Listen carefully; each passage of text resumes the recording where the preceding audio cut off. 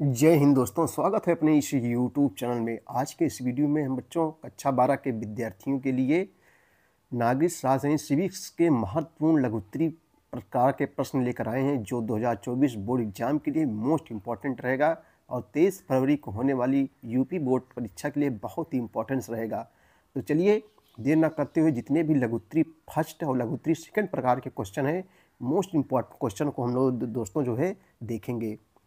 पहला क्वेश्चन है आपके सामने कि राष्ट्र निर्माण से आप जो है क्या समझते हैं। ये मोस्ट इंपॉर्टेंट क्वेश्चन है दोस्तों, लगातार 3-4 वर्षों से जो है परीक्षाओं में पूछा जा रहा है। राष्ट्र निर्माण से आप क्या समझते हैं दोस्तों। इन सब का जो है क्वेश्चन का आंसर आपको प्लेलिस्ट पे मिल जाएगा। कक्षा 12 प्लेलिस्ट के नाम नागरिक शास्त्र के नाम से प्लेलिस्ट बनाई गई है, वहाँ आपको सब मिल जाएगा। और ये क्वेश्चन बहुत कठिन नहीं है। राष्ट्र निर्माण से आप क्या समझते हैं, 5 नंबर का है दोस्तों।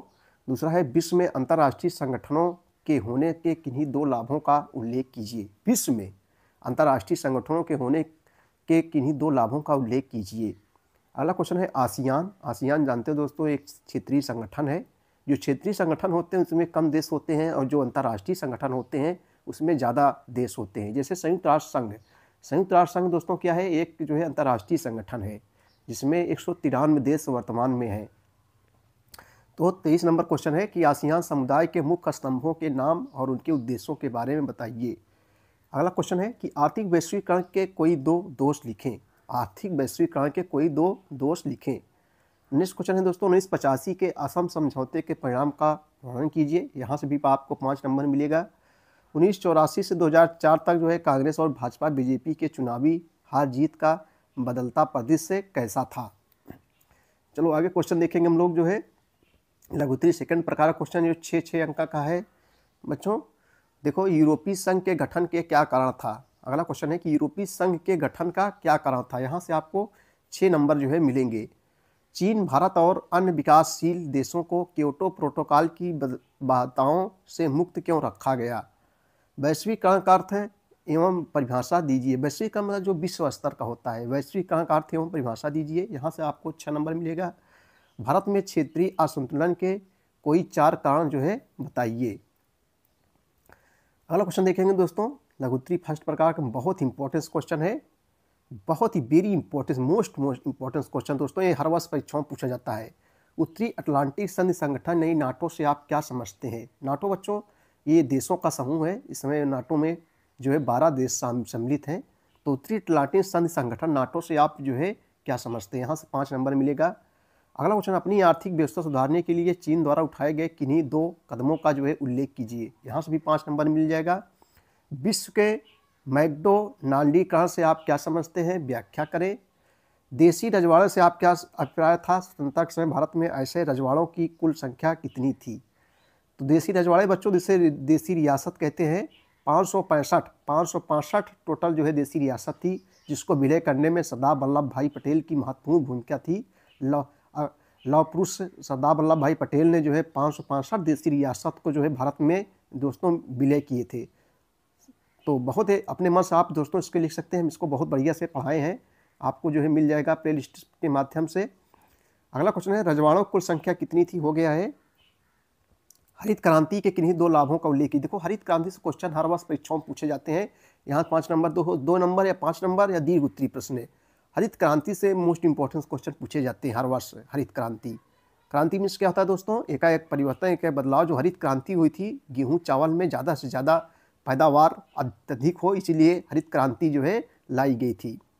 1973 के आनंदपुर साहिब प्रस्ताव के परिणाम का जो है वर्णन कीजिए। चलिए अगला क्वेश्चन देखेंगे हम लोग। लघुत्तरीय फर्स्ट प्रकार का है, 5 नंबर का क्वेश्चन है कि शांति सेना क्या थी, इसे सफलता क्यों नहीं मिली। ये भी 5 नंबर का है। संयुक्त राष्ट्र संघ के किन्हीं 4 प्रमुख अंगों के नाम लिखिए। देखो दोस्तों, यहाँ से क्वेश्चन बहुत पूछे जाते हैं संयुक्त राष्ट्र संघ से। संयुक्त राष्ट्र संघ मैंने बताया कि वर्तमान में 193 देश हैं। ये दुनिया का सबसे बड़ा अंतर्राष्ट्रीय संगठन है। संयुक्त राष्ट्र संघ के किन्हीं 4 प्रमुख अंगों के नाम लिखिए, लिखना है जो है।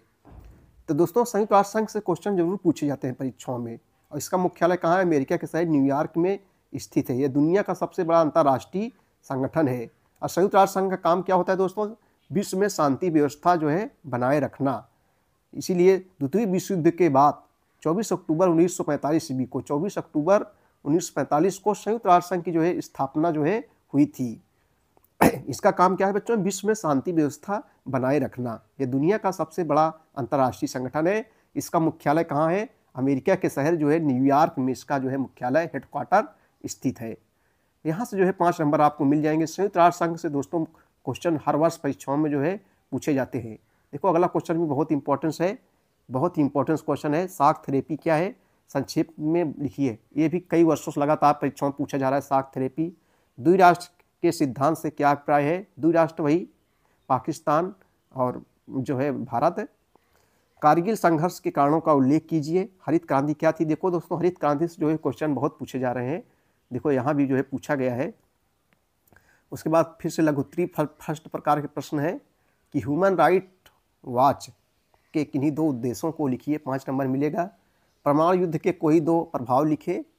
पर्यावरण के संदर्भ में मूलवासियों के अधिकारों की रक्षा हम कैसे कर सकते हैं? देखो ये सब क्वेश्चन बहुत कठिन नहीं है, पर्यावरण संबंधित आप अपने मन से बच्चों लिख सकते हैं।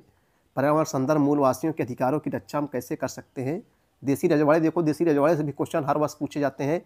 देसी रजवाड़ों से क्या अभिप्राय है? स्वतंत्रता के समय भारत में ऐसे रजवाड़ों की संख्या कितनी थी? तो 565 थी, जिसको विलय करने में सरदार वल्लभ भाई पटेल की महत्वपूर्ण भूमिका थी।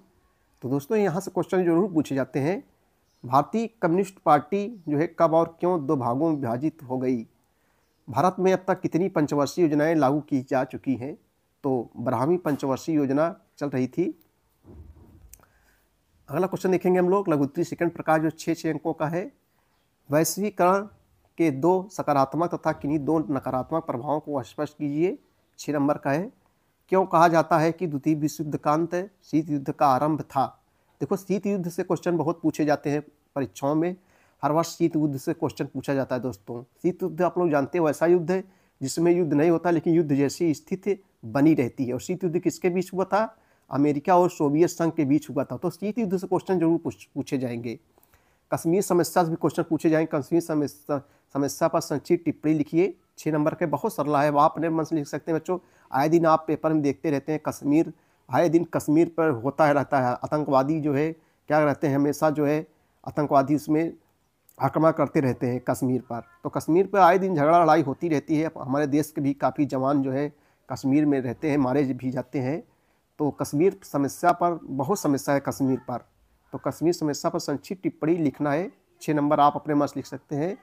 एक दलीय प्रभुत्व प्रणाली का भारतीय राजनीति के लोकतांत्रिक चरित्र पर प्रतिकूल प्रभाव कैसे पड़ा? एक दलीय प्रभुत्व प्रणाली का भारतीय राजनीति के जो है लोकतांत्रिक चरित्र पर प्रभाव, प्रतिकूल प्रभाव कैसे पड़ा? यहाँ से आपको जो है 6 नंबर मिल जाएंगे। तो बच्चों जो है ये थे मोस्ट इम्पॉर्टेंट लघुत्तरी फर्स्ट और लघुत्तरी सेकंड प्रकार के क्वेश्चन 2024 बोर्ड एग्जाम के लिए मोस्ट इम्पॉर्टेंट रहेगा जो है।